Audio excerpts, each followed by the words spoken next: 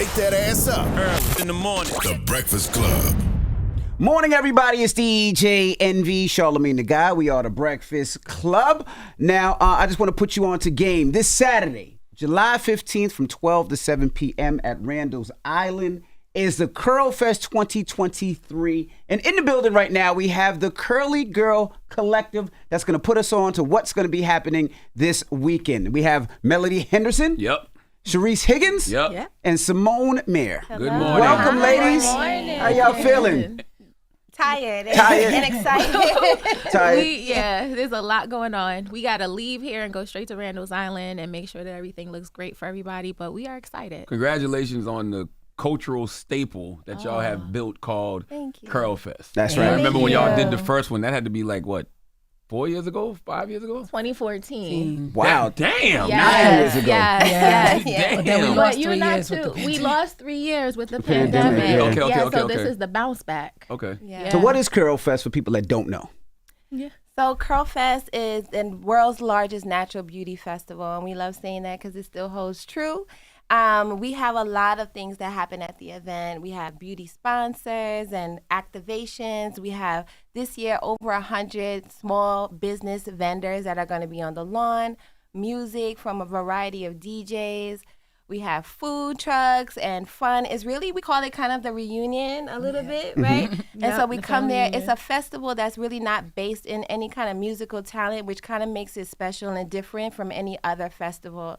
And it's really about community. So 30,000 people come to Randall's Island to come commune and be a part of this experience every year. Now, you had a 3 to 4 year hiatus. Did COVID almost like ruin it, period? Like, did y'all even think about, should we even do it again? Yeah, we're going to be real. we did a virtual event in 2020 when we probably should have been resting, but you know, that culture of feeling like you need to keep going. And what we did know, though, by doing that was that there was still a need. Yeah. So even though physically it's a lot of work and it's taxing, we know that this has been a staple in the community, and the community helped us build it. So that is the fuel that kind of makes us still go for it and do it. Yeah, and just to add to that, we're a small business, right? And a lot of businesses were affected during COVID and the pandemic. So we definitely had to take a step back and say, you know, we're doing this because it's bigger than us and we're pushing through, to Melody's point.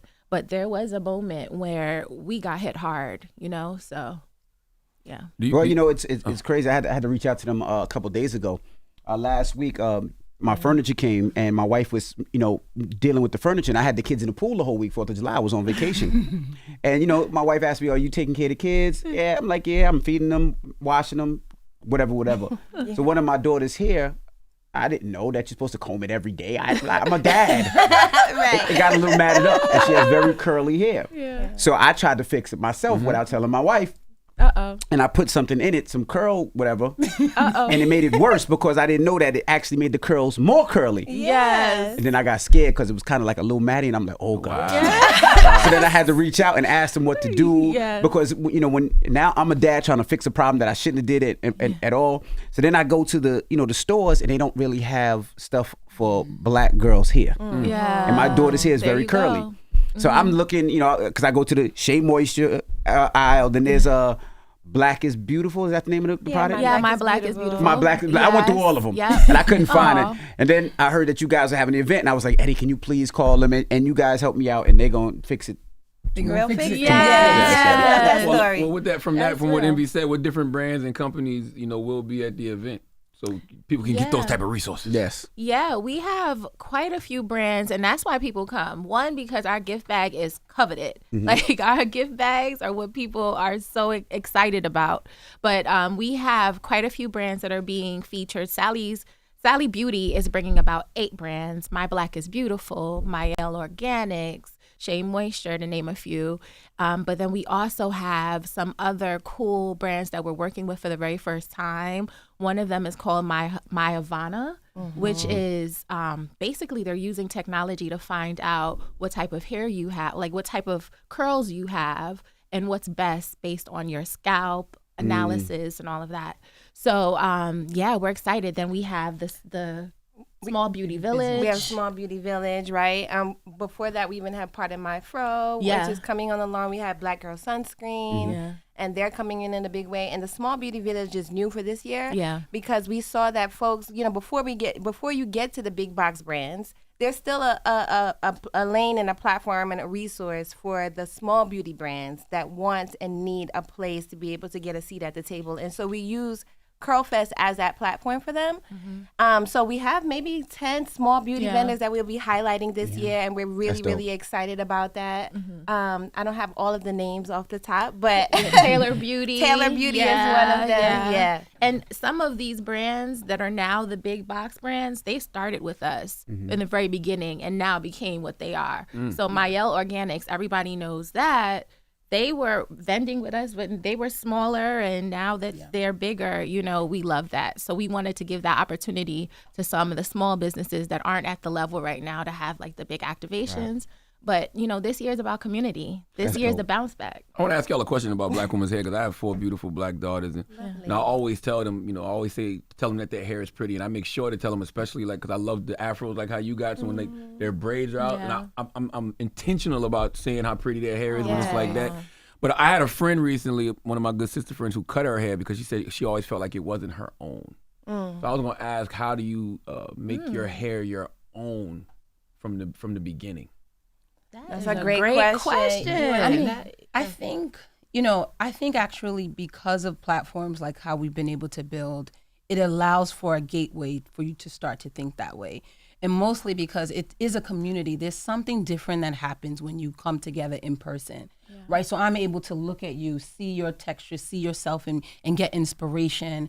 There's something about seeing other like-minded, individuals that gives you that little bit of vote of confidence versus being the only one in the room, right? Those are the moments when you start to question, because there's just an innate part of all of us that wants something that's similar, right? And when you're never seeing that, you go against the grain, right? So I think making it your own is a little bit of that. It's like being really intentional about what you are as an individual. We say it all the time, although CURLFEST, we focus on natural beauty, but it's really the empowerment of us as a people, right? A whole person. So, and hair is just a part of that, right? So I think a lot of it comes with being in spaces where you can see reflections of yourself. Word. Well, we got to tell people, I know you guys got to run, but tell people where they can buy tickets, all about the event right now, because if people are listening, give them all the information. Yeah. So they can buy tickets at CURLFEST.com, or you can go directly to the ticket site at CURLFEST.eventbrite.com.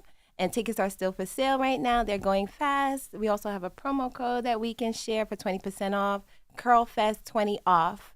And that is available to you. And we'll see you guys on the lawn. And I want to tell everybody that, I know a couple days ago it said rain, but right now it's clear on Saturday. No rain. It's going to be beautiful. It's going to be 88 degrees, 74 as a low. So come on out and enjoy.